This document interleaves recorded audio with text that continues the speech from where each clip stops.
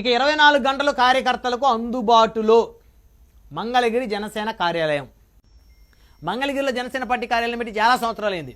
So అక్కడ gate దగ్గర ఎంట్రన్స్లోనే 10 మంది బౌన్సర్లు ఉంటారు. ఒక ఎమ్మెల్యే కూడా లోపలికి వెళ్ళాలంటే ఖచ్చితంగా అపాయింట్మెంట్ తప్పనిసరి. ఎమ్మెల్యే జనసేన ఎమ్మెల్యే నేనంటే అంత ఈజీగా పోవడానికి లేదు.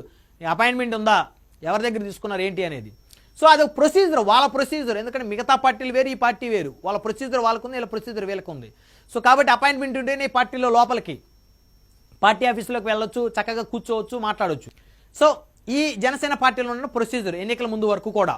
ఎందుకంటే అంత ఈజీగా ఎవరు పడితే వాళ్ళు మేము కార్యకర్తలం పార్టీ కోసం కష్టపడ్డామని చెప్పేసి లోపలికి వెళ్ళాలనుకుంటే అక్కడ పరిస్థితి అంత అనుకూలించదు. అయితే చాలామందికి తెలియని విషయం ఏంటంటే కావాలనే జనసేన పార్టీ పవన్ కళ్యాణ్ గారు బలోపేతం చేయటం లేదు అని చెప్పేసి రకరకాలుగా అనుకుంటారు. పార్టీ ఆఫీసులో ఉన్నటువంటి నాయకులు వారు డమ్మీలుగా పనిచేస్తున్నారు, వారు కార్యకర్తలను పట్టించుకోవట్లేదు, మేము ఎక్కడి నుంచి ఎంతో దూరం నుంచి ఏదైనా సమస్య చెప్పుకుందాం కార్యాలయం లోపలికి రావాలనుకుంటే గేట్లు వేస్తారు, అక్కడ బౌన్సర్లు ఉంటారు, రానివ్వరు, కూర్చొనివ్వరు అని చెప్పి చాలామంది కంప్లైంట్లు ఆ పార్టీ సంబంధించి రకరకాలుగా మాట్లాడుకుంటూ ఉంటారు. అయితే ఇక్కడ ప్రధాన సమస్య ఏంటంటే జనసేన పార్టీ కార్యాలయం పూర్తిగా ఇంకా స్ట్రక్చర్ పూర్తి అవ్వలేదు. ఎందుకంటే ఆ పార్టీ కార్యాలయానికి సంబంధించి ఇంకా అక్కడ కన్స్ట్రక్షన్ జరుగుతుంది. కార్యకర్తలు ఎవరైనా వస్తే కూర్చోవడానికి ఇబ్బంది అవుతుంది. సో కాబట్టి ఆ పార్టీ కార్యాలయం కన్స్ట్రక్షన్ అవ్వలేదు కాబట్టి పార్టీలోకి ఎవరిని పోనివ్వట్లేదు. అదే తెలుగుదేశం పార్టీ లాగా, తెలుగుదేశం పార్టీ కార్యాలయాలాగా జనసేన అధినేతలకు కూడా లక్షల కోట్లు ఉంటే, అదేవిధంగా జనసేన అధినేత సామాజిక వర్గం కూడా విదేశాల నుంచి కోట్లాది రూపాయల ఫండ్ పంపిస్తే ఆయన నెల రోజుల్లోనే ఆయన పార్టీ కార్యాలయం కన్స్ట్రక్షన్ పూర్తి చేస్తాడు.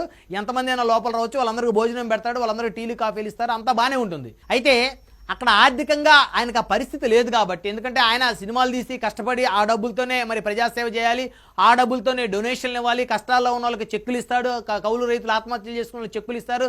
సో ఆయన సొంత డబ్బులతోనే ఖర్చు పెట్టుకోవాలి కాబట్టి జనసేన పార్టీ కార్యాలయం నిర్మాణం అనేది చాలా లేటుగా ఇప్పటి వరకు జరిగింది. సో చాలామంది చాలా రకాలుగా డిస్కస్ చేసుకుంటూ ఉంటారు.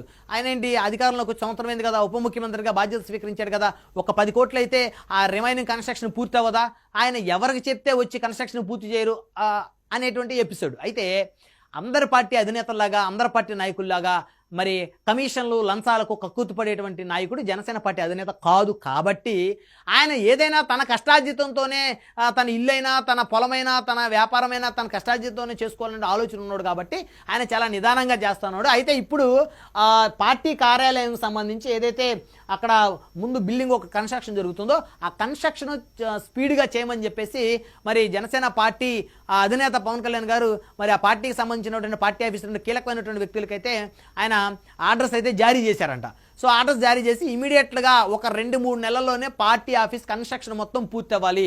ఏ కార్యకర్త గేటు దగ్గర ఆగటానికి లేదు, వెయిట్ చేయడానికి లేదు, ఎవరైనా బౌన్సర్లు కార్యకర్తలను రానియకుండా బయటికి నెట్టేయడానికి లేదు. సో ఎవరైనా రావచ్చు, ఎమ్మెల్యేలకు అపాయింట్మెంట్ అవసరం లేదు పార్టీ ఆఫీసులో రావడానికి. జనసేన పార్టీ ఎమ్మెల్యేలు అందరూ కూడా స్వేచ్ఛగా పార్టీ ఆఫీసులోకి రావచ్చు. ఒక నాదెండ్ల మనోహర్ గారు, నాగబాబు గారికి మాత్రమే అపాయింట్మెంట్ లేకుండా వచ్చే ఆ అధికారం ఈ రోజుకుంది. అయితే మిగతా ఎమ్మెల్యేలకు కూడా వారు అపాయింట్మెంట్ లేకపోయినా డైరెక్ట్గా పార్టీ ఆఫీసులోకి రావచ్చు, కూర్చోవచ్చు. వారు ఏదన్నా సమస్య ఉంటే, ప్రభుత్వంలో సమస్య ఉంటే వారు కూడా వారి సమస్యను అడ్రస్ చేస్తే ఒక లెటర్ మీద రాసి పవన్ కళ్యాణ్ గారి టేబుల్ మీద పెట్టించేటువంటి యాక్సెస్ వారికి కూడా ఇస్తున్నామని చెప్పేసి ఒక హుకుం జారీ చేశారనేది మనకైతే స్పష్టంగా తెలుస్తూ ఉంది. సో ఆ కార్యక్రమంలో భాగంగానే జనసేన పార్టీ కార్యాలయం ఏదైతే రిమైనింగ్ కన్స్ట్రక్షన్ ఉందో ఆ కన్స్ట్రక్షన్ కూడా చాలా వేగవంతంగా చేస్తున్న పరిస్థితులు చాలా స్పష్టంగా కనపడుతున్నాయి. సో ఇక నుంచి జనసేన కార్యకర్తలు ఎవరో కూడా పార్టీ ఆఫీసును రోడ్డు మీద నుంచే చూసి అటు నుంచి అటు వెళ్ళిపోయే పరిస్థితి లేదు. జనసేన పార్టీ నాయకుల్ని, చోటామోటా నాయకులు ఎవరన్నా పార్టీ ఆఫీస్ కార్యాలయంలోకి రావాలంటే బౌన్సర్లు ఇప్పటివరకు తోసేసేవారు. సో కాబట్టి ఇప్పటి నుంచి వారు నెట్టేసే పరిస్థితి లేదు. ఇక తొందరలోనే పార్టీ కార్యాలయం కన్స్ట్రక్షన్ ఓపెన్ కానుంది. సో ఎవరు వచ్చినా సరే పార్టీ ఆఫీసులోకి వెళ్ళొచ్చు, హ్యాపీగా కూర్చోవచ్చు. పార్టీ ఆఫీసులో మధ్యాహ్నం భోజనం ఉంటుంది. సో టీడీపీ, వైసీపీ పార్టీ ఆఫీసులో ఏ విధంగా భోజనం, ఏ విధంగా టీ, కాఫీ, టిఫిన్లు ఉన్నాయో అదేవిధంగా జనసేన పార్టీ కార్యాలయంలో కూడా అదేవిధంగా ఆయన ఏర్పాట్లు చేయబోతా ఉన్నాడు.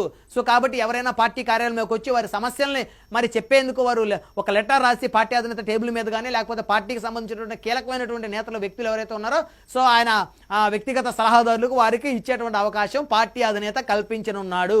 సో ఇక జన సైనికుల కష్టాలు తీరనున్నాయి. ఇప్పటి వరకు పార్టీ ఆఫీసులకి ఎంట్రన్స్ లేదు అనేటువంటి ఒక ప్రోపగాండా ఏదైతే ఉందో ఆ ప్రోపగాండాకు తెరపడనుంది.